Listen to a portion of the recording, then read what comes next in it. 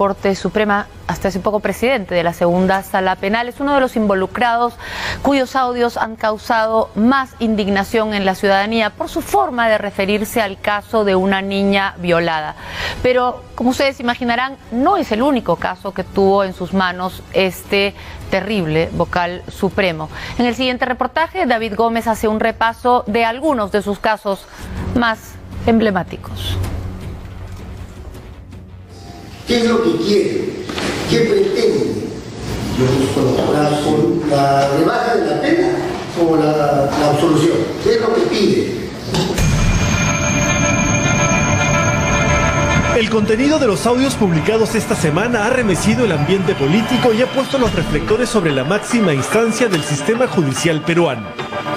Uno de los protagonistas de estas conversaciones es el magistrado César Inostroza Pariachi, quien hasta que estallara el escándalo ostentaba el cargo de presidente de la segunda sala penal transitoria de la Corte Suprema, es decir, la máxima instancia judicial en materia penal, responsable de revisar los fallos de las instancias de menor rango para ratificarlos, modificarlos o anularlos. En la práctica, una de las tres salas que tienen la última palabra sobre el encarcelamiento o la libertad de los procesados por delitos graves. Por eso llamó poderosamente la atención la forma como Inostroza Pariachi se refiere en una conversación telefónica a una víctima menor de edad del delito de violación sexual.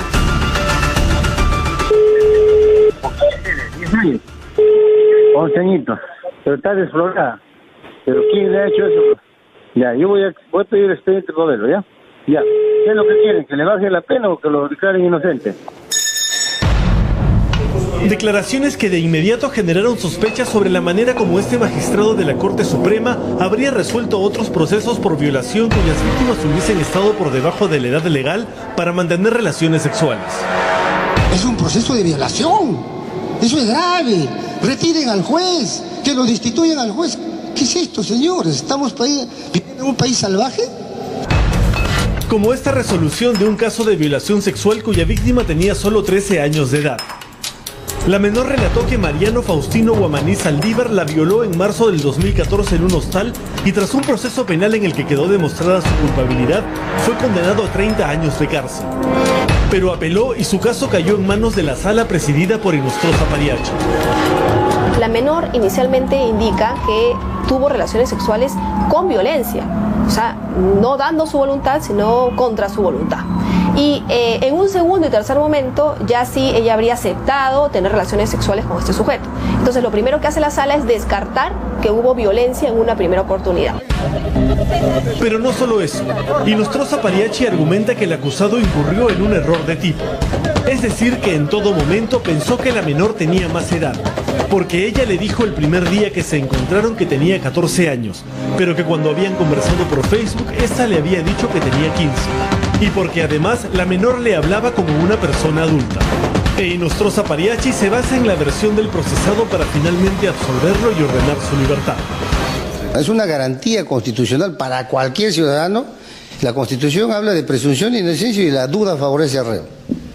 Entonces, estamos hablando de una acusación de violación a un menor de edad. ¿Cómo una duda va a favorecer a un reo cuando hay un testimonio a lo largo del juicio que la menor dice que fue violada? Si el señor hubiera sabido la edad, de acuerdo al contexto, ese señor hubiera sido condenado.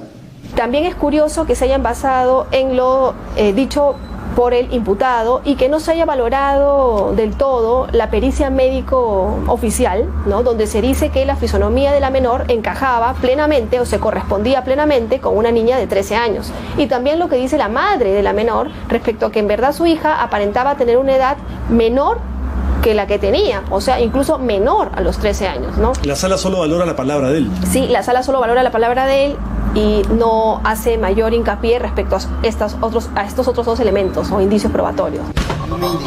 Pero esa no es la única sentencia vergonzosamente cuestionable en la que está involucrado Inostroza Pariachi.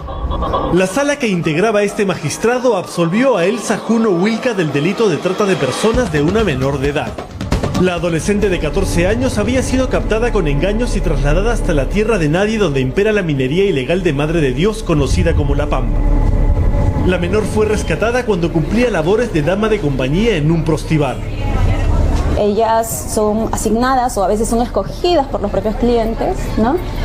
Para que se sienten a una mesa y instiguen a que la persona beba alcohol. Mientras más alcohol bebe, y muchas veces las hacen beber a ellas, ¿no? Hay más réditos para el establecimiento. Muchas de estas acciones o estas labores también tienen que ver con tocamientos, ¿no? Con intercambios verbales de connotaciones sexuales. La mujer fue absuelta en segunda instancia, pero la Fiscalía apeló y el caso llegó a la Corte Suprema, que finalmente ratificó la sentencia de absolución por considerar que la menor de solo 14 años no era víctima de explotación sexual ni laboral, pese a que trabajaba más de 12 horas al día. Escuche los argumentos de vergüenza que da la sentencia de Inostroza. Este exceso en la cantidad de horas no implica por sí mismo explotación laboral, por cuanto este concepto se materializa cuando la labor realizada agota la fuerza del trabajador. Y el hacer de dama de compañía, entendida esta como una persona que simplemente bebe con los clientes sin tener que realizar ninguna otra actividad, no se presenta como una labor que vaya a agotar la fuerza de la trabajadora. Increíble. Esta sala consideró que las labores realizadas por la adolescente no constituían ni explotación laboral ni explotación sexual, porque la labor de dama de compañía no tenía una característica, una connotación sexual. Si bien el juez ponente que se encargó de sustentar esta resolución fue Javier Villestein, César Inostroza aparece como uno de los miembros de la sala que refrendaron esta sentencia que absolvió definitivamente a la mujer acusada de trata de personas. Estas resoluciones son importantes no solo porque se trata de sentencias que son inapelables, sino porque además son normalmente utilizadas por otros jueces como precedente para sustentar sus decisiones. Nosotros hemos conocido distintas resoluciones, aproximadamente unas 6, donde el razonamiento esgrimido por la Sala Suprema, la cual integraba Inostroza Pariachi, ha sido replicado en otros casos.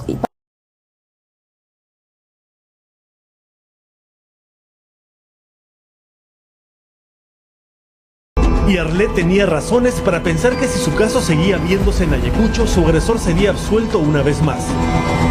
Cuando yo estuve en Ayacucho, yo sufrí un extraño accidente, entre comillas, que aún teniendo yo garantías para mi vida, ya no me sirvieron de absolutamente nada y esa investigación quedó en nada. Siempre las cosas resultan en mi contra y a favor de este delincuente. Por eso la defensa de Arlet Contreras pidió que su caso sea transferido a Lima para que otra sala, ajena a las presuntas presiones de la familia del agresor, viera su caso e impartiera justicia. Ni siquiera me han pagado. No era un capricho mío que mi caso viniera a Lima. Mi caso pudo haberse transferido a cualquier distrito judicial, en cualquier sede, de cualquier parte del Perú que no sea Ayacucho, porque yo no contaba con las garantías. Y el caso desembocó en la sala de la Corte Suprema presidida por Inostroza Pariachi. La resolución dice que la causal de riesgo en la vida y la salud de la agraviada no está comprendida en el Código Procesal Penal, el mismo que solo se refiere a la seguridad o a la salud del procesado, por lo que debe ser desestimada. O sea que como la vida y la salud de Adriano Pozo no estaban en riesgo, el proceso debía continuarse en Ayacucho. Eso me hundió durante bastante tiempo, me puso muy mal y me sentí completamente decepcionada y sabía desde ese entonces que los resultados iban a ser nefastos en mi proceso nuevamente viéndose en Ayacucho y así fue. El tiempo me dio la razón, tuve que enfrentar un proceso que duró casi un año y ¿para qué?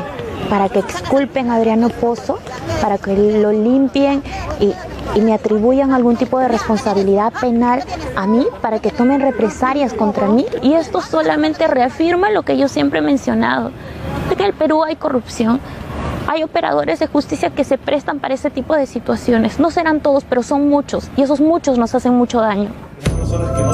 Esta semana tuvimos acceso a un nuevo caso. No solo eran mujeres y menores de edad las golpeadas por las sentencias arregladas de Inostroza. Es lo que he hecho yo. En febrero del año 2010, el entonces subteniente del ejército peruano Omar Chihuantito Gibaja fue brutalmente agredido por su superior, el capitán Marco Calixto Mendoza Matius, durante una clase de box en el curso de comandos. Levántate, perro, levántate. Y con el guante me sigue golpeando en la cabeza. Pam, pam, pam. Es ahí que yo pues plum, caigo al piso. Este tipo ordena que mis compañeros me entierren. Pero ¿cómo me reanima el capitán? con más golpes. ¡Pam, pam! Reacciona, a veces, y palabras soeces, pues perro miserable. ¡Pam! Me decía, pues, ¿qué haces aquí en mi escuela? Una cosa de esas, ¿no? Es cuando yo empiezo a convulsionar ya, pues. Omar Chihuantito sufrió un traumatismo encéfalo-craneano. Los golpes que recibió en la cabeza fueron tan graves que hasta el día de hoy, 18 años después, sufre las secuelas del ataque del que fue víctima. A raíz del ataque, yo he sufrido una parálisis de medio cuerpo. Toda la parte derecha de mi cuerpo está muerta. Si bien es cierto, ahora puedo caminar, pero me ha costado bastante trabajo, esfuerzo físico, terapia, años de terapia. No tengo destreza al deambular, tengo pérdida de campo visual, prácticamente en los dos ojos. Un campo, una zona, un cuadrante de mis ojos no veo. Tengo pérdida de memoria, no recuerdo las cosas así. Hace poco quería estudiar y me doy cuenta que no puedo, no me da. Marco Mendoza Matius fue condenado a 4 años de prisión por el delito de tortura simple, pero en el 2016 la Sala Penal Transitoria de la Corte Suprema, presidida por Inostroza Pariachi, anuló la sentencia en su contra y lo absolvió del delito de tortura, entre otros motivos porque los testigos no pudieron corroborar los hechos. Mis testigos, al ser militares, no pueden hablar, o sea, no hablan, pues no lo van a echar a su promoción, a su compañero, no, a su hermano de comando, no hablan, ¿no? O sea, a mí me lo dicen, ¿no? Pero en el juicio no dicen lo que me dicen a mí. Desde la agresión que sufrió hace casi 2 décadas, la vida para Omar Chihuantito se ha convertido en una empinada cuesta, pero está decidido a seguir batallando en los tribunales hasta lograr que se haga justicia. El juez ha librado a violadores, a este tipo que prácticamente casi me ha matado, lo ha determinado inocente. Y entonces yo me he causado las lesiones. ¿Qué cosa? ¿Dónde me golpeó la cabeza contra la pared para causarme las lesiones que tengo? Yo casi he muerto ahí. Y que para este juez no existe la vida o la muerte. ¿Qué cosa quiere esperar? ¿O que espere que yo esté muerto? Vamos a presentarnos a la Corte Interamericana de Derechos Humanos y en este caso pues ya no va a ser el capitán quien va a afrontar el juicio, sino ya el Estado peruano, ¿no? Pero las resoluciones cuestionables de Inostroza Pariachi no se limitan a casos de violación sexual, trata de personas, intentos de feminicidio o tortura, sino que también han tenido un efecto preponderante en casos de lavado de activos, otro grave delito penal. En agosto del 2017, la sala presidida por Inostroza emitió un recurso de casación que básicamente alteró las reglas de juego para la tipificación del delito de lavado de activos. La norma dice que el delito del que proviene el dinero y el delito del lavado propiamente dicho son autónomos, y para investigar, procesar y juzgar a una persona por lavado basta con acreditar tener indicios del delito primigenio. La casación de Arequipa dice que para que se constituya el delito de lavado de activos, primero hay que demostrar el delito fuente del que proviene el dinero ilegal de lavado. Debe ser tan concreto que debe hacer un relato detallado de cuáles han sido las circunstancias de la comisión del hecho delictivo que ha generado las ganancias ilegales. Las circunstancias, el lugar, el tiempo, la individualización, y la individualización en el derecho penal significa que tengas la capacidad de decir qué hizo quién. Por lo tanto, la actividad probatoria se tornaba inmensamente más compleja, pero no solamente más compleja, sino casi imposible. Pero no solo eso. Pese a que un acuerdo de la Corte Suprema les impedía a los magistrados declarar que sus fallos constituían jurisprudencia vinculante, sin el acuerdo de las 3 salas penales de la Corte Suprema, Inostroza Pariachi establece en la misma resolución que esta debe ser doctrina jurisprudencial de carácter vinculante. El magistrado busca, con esa calificación de que va a tener un carácter vinculante, de expandir los efectos de su interpretación, no solamente al caso que está resolviendo, sino al conjunto de casos, y pretende imponer su sentido de interpretación como doctrina jurisprudencial del sistema judicial penal peruano.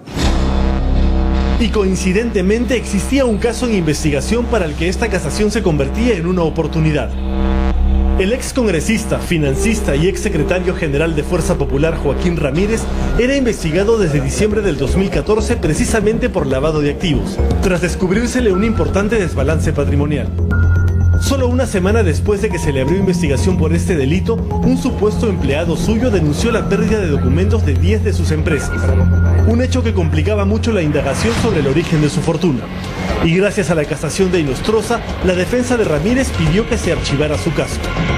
Sobre la base de dos argumentos fundamentales. Uno, de que no hay evidencias. Claro, bajo el argumento de que si te pierden los libros contables en el choque de un taxi, obviamente no hay evidencias, ¿no?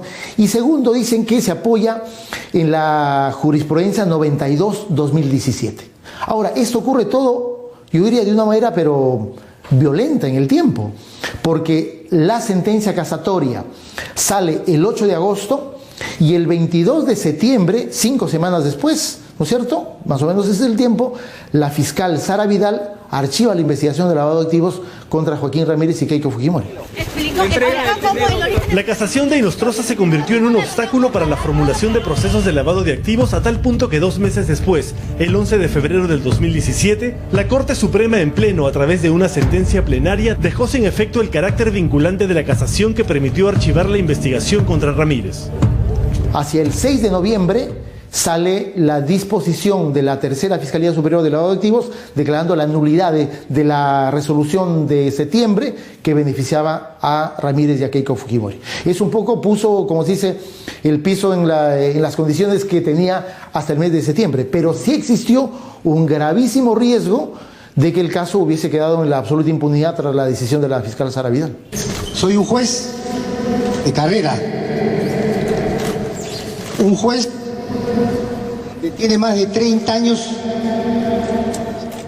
con una trayectoria intachable y limpia, sin sanción alguna. Soy un juez sometido a la Constitución y la ley. Soy un juez que protege los derechos fundamentales de todos los ciudadanos, de los más de 30 millones de peruanos. El último viernes, el ministro de Justicia, Salvador Heresi, renunció a su cartera luego de aparecer como protagonista de un nuevo audio en el que le pide asesoría a César Inostroza Pariachi. Yo necesitaba tu consejo porque hay todo un tema que queremos, que se quería en el Congreso de manera multipartidaria, trabajar a nivel legislativo en materia de derecho penal. Y hubo una sentencia que tú trabajaste. Muchas gracias. En la conversación ninguno menciona el caso en cuestión, pero Inostroza hace alusión a la Convención de Palermo, un acuerdo de la ONU que utilizó como argumento para intentar modificar las reglas de juego para tipificar el delito de lavado de activos. Heresi le dice que esa modificación puede convertirse en ley porque, literalmente, un importante sector del Congreso la considera acertada.